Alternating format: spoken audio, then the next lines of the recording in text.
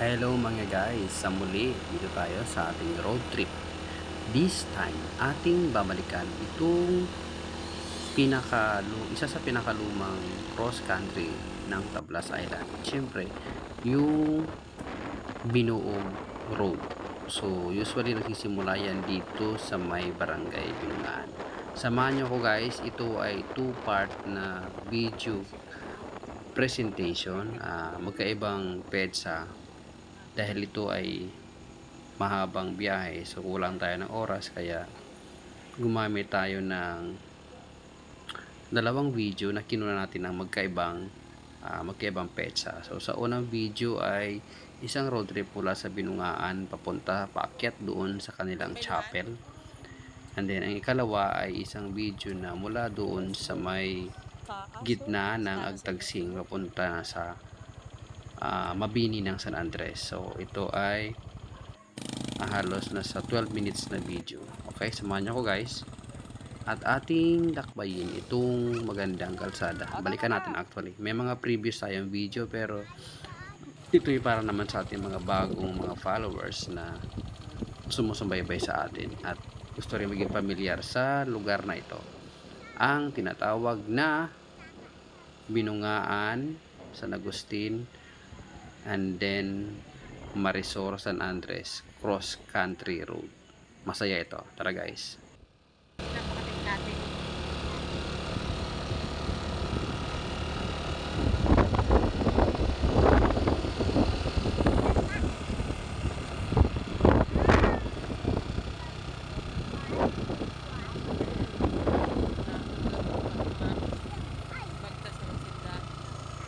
Okay guys, nalagpasan na natin yung unang part ng video. So this video guys ay magmumula ito sa isang nang hinugusan. San Agustin pa rin yon.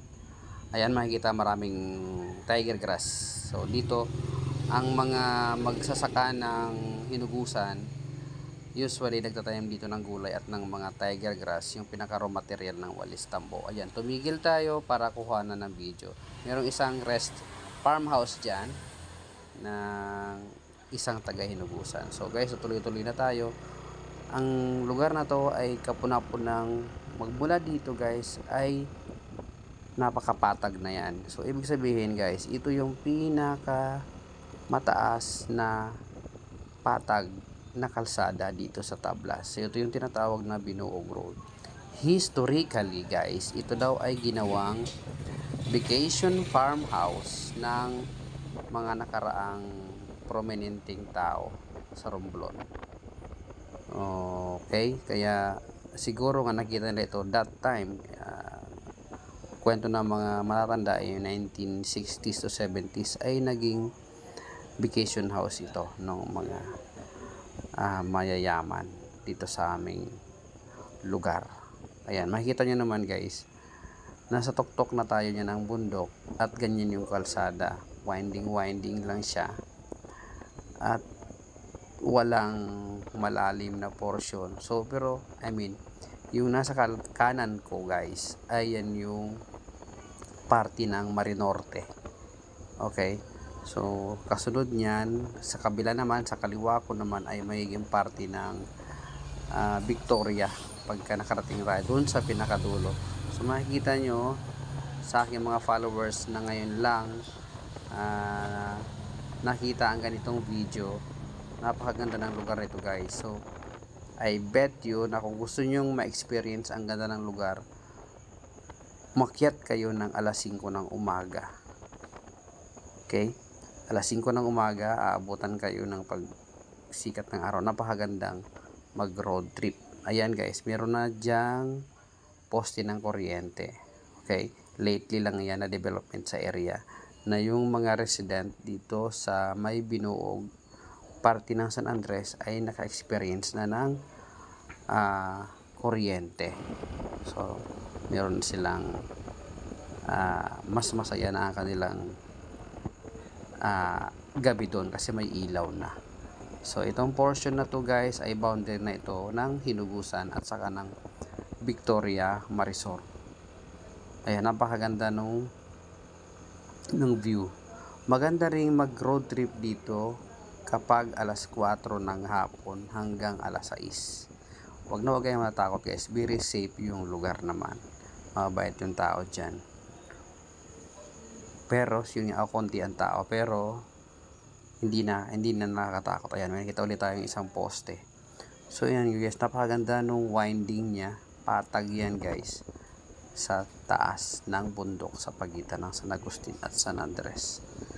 So ito daw yung mismo yung location ng farmhouse nung sinasabi ng matatanda na vacation house ng mga prominenteng tao noon.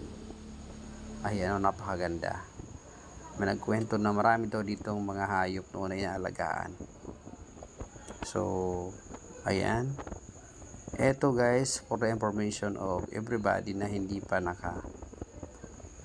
kita ng mga previous video natin, ito ay halos nasa, itong concrete na to ay nasa mga 4 years pa lang ito. So first time natin ditong dumaan, gubat pa ito guys, at talagang trail lang ang nandito. So ngayon ito, napakaganda niya, mafe-feel mo guys, ma-appreciate mo yan lalo kung aakyat ka ng umaga, and then medyo yung ipaparating na ulan dahil makapal dito ang hamog. So ayan, napakaganda. Yung peak na yan ay ang sinasabi nilang kalimutan ko yung pangalan, pagitan niya ng Hinugusan, Kamantaya, and then Victoria. So ayan, may mga sinaunang kwento na nilalakad lang ito ng residente ng San Andres kung bibisita sila sa kamag-anak nila sa San Agustin. At yung mga taga San Agustin na gustong tumuwi ng San Andres, ganun lang ang ito yung nagiging trail nila. So may imagine mo guys, gubat ito, pero yung mga tao ay nagsisikap na makagawa ng kalsada. So ngayon wala nang kahirap-hirap, napakaganda na magbiyahe sa lugar na ito. Okay, gaano nga ba katagal ang biyahe pagka nanggaling ka doon sa kabila, sa Binungaan, yung pinaka-entrance ng highway na to? Mula sa Binungaan hanggang doon sa entrance ng Mabini, makukuha ito guys ay nasa 22 kilometers. So more or less, makukuha mo ito ng less than 30 minutes from both end of the island. So medyo mahaba ito kumpara doon sa may Kabaliwan. Ang Kabaliwan kasi isang akyat and then isang baba, ganun lang. Ito si Binuog ay pag-akyat, merong winding siya pababa and then iikot-ikot. Pero actually guys, ang layo lang nito, very proximate lang ito doon sa tinatawag na Kabaliwan Peak. So from this point guys, makikita mo nga yung burol ng Kabaliwan. So i-estimate natin, so galing lang ito ng Lusong, Hinugusan, and then yung Kabaliwan ay sa Bakhawan. Ganun lang siya kalapit. Pero dahil nga sa dami ng tao at ng mga farmers, ay napakaganda significant na kalsada na ito. Dito rin guys, makikita ang mga tinatawag na Palawan cherry blossoms. Ngayon pag summer, namumunga na nagsisilabasan ang bulaklak niya. So isa yan sa attraction sa lugar na ito, ang mga bulaklak nung tinatawag na Palawan cherry blossoms pa tawag doon. So yun, basta yun pag nandiyan kayo dyan, umakyat kayo ng buwan ng Abril at Mayo, makikita niyo yung yung magagandang mga bulaklak niyan. So ditong portion na to guys, yung meron ditong open for public na Dad's Bukid. Ayan, nakikita natin. Meron dyan, pagpasok nyo, meron dyan mag-i-entertain sa inyo na may-ari for your relaxation. Okay, din sa unahan niya, ito isang liko ay yung tinatawag naman na Villacorta Resort. So meron din yang mga amenities na mag-i-entertain sa mga guests na gusto mag-enjoy ng Binuog Highlands. So ito pa guys, itong isa pa, ito yung isa ding may view deck na Palaaw.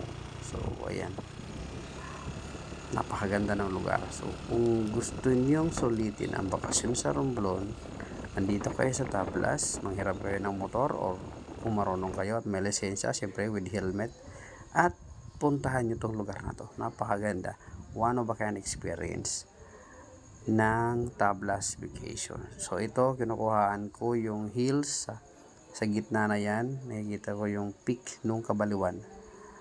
So ayan, ganyan lang siya kalayo talaga. So sa baba nitong burol na to, kinatatayuan ko ay ang Barangay Victoria. Ayan, so napakagandang lugar. Okay, so malapit na tayo guys sa aking pupuntahan, sa aking relative dito sa may Pili. Okay, so pero bago marating doon, dadaan muna ako dito sa may Maricong Dunsor. Okay, ayan, piling artista tayo na kontrabida. Joke lang. So ini-enjoy natin yung maberdeng kalsada ng Marisol. So ayan. So yan guys, malapit na tayo at sana i-enjoy nyo itong road trip natin ito. Malapit na tayo sa may Doña Trinidad, yung tinatawag na Pili. Okay, pala. Please correct na lang ako sa mga followers ko na taga Doña Trinidad. Kailan siya naging tinawag na Pili at kailan siya sinimulang tawagin Doña Trinidad. So shout out sa aking mga kamag-anak dito.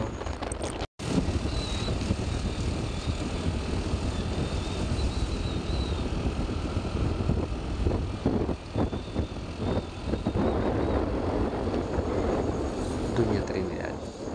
Okay, bye-bye.